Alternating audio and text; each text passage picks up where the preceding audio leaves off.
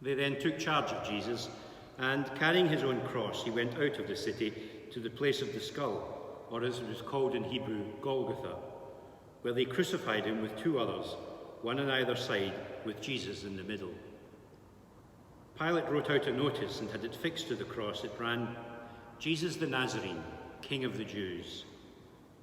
This notice was read by many of the Jews, because the place where Jesus was crucified was not far from the city, and the writing was in Hebrew, Latin, and Greek.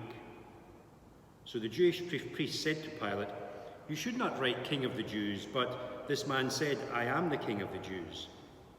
Pilate answered, "What I have written, I have written." When the soldiers had finished crucifying Jesus, they took his clothing and divided it into 4 shares, one for each soldier. His undergarment was seamless, woven in one piece from neck to hem.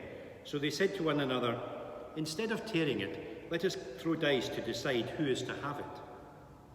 In this way the words of Scripture were fulfilled. "They shared out my clothing among them. They cast lots for my clothes."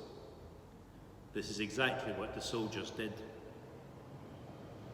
Near the cross of Jesus stood his mother and his mother's sister Mary, the wife of Clopas, and Mary of Magdala.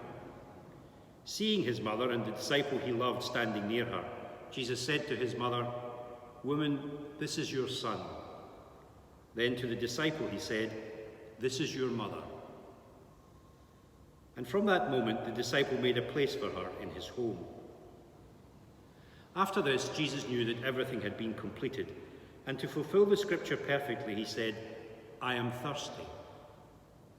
A jar full of vinegar stood there, so putting a sponge soaked in the vinegar on a hyssop stick, they held it up to his mouth.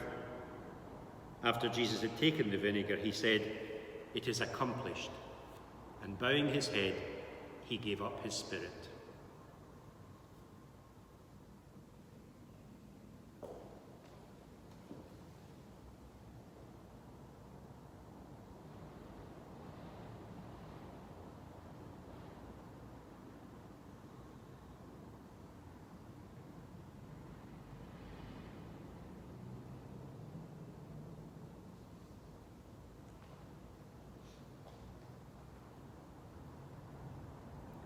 It was preparation day, and to prevent the bodies remaining on the cross during the Sabbath, since that Sabbath was a day of special solemnity, the Jews asked Pilate to have the legs broken and the bodies taken away.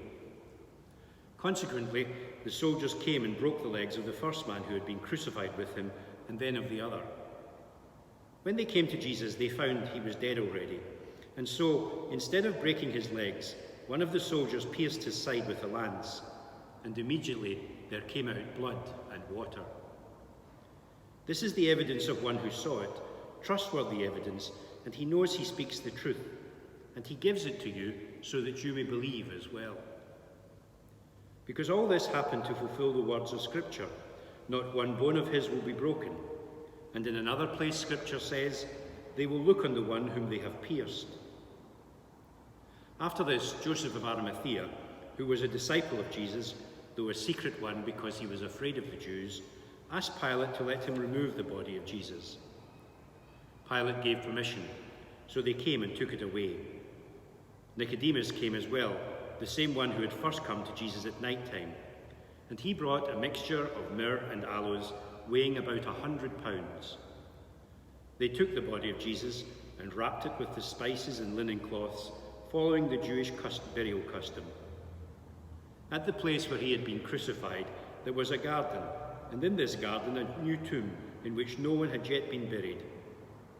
Since it was the Jewish day of preparation and the tomb was near at hand, they laid Jesus there.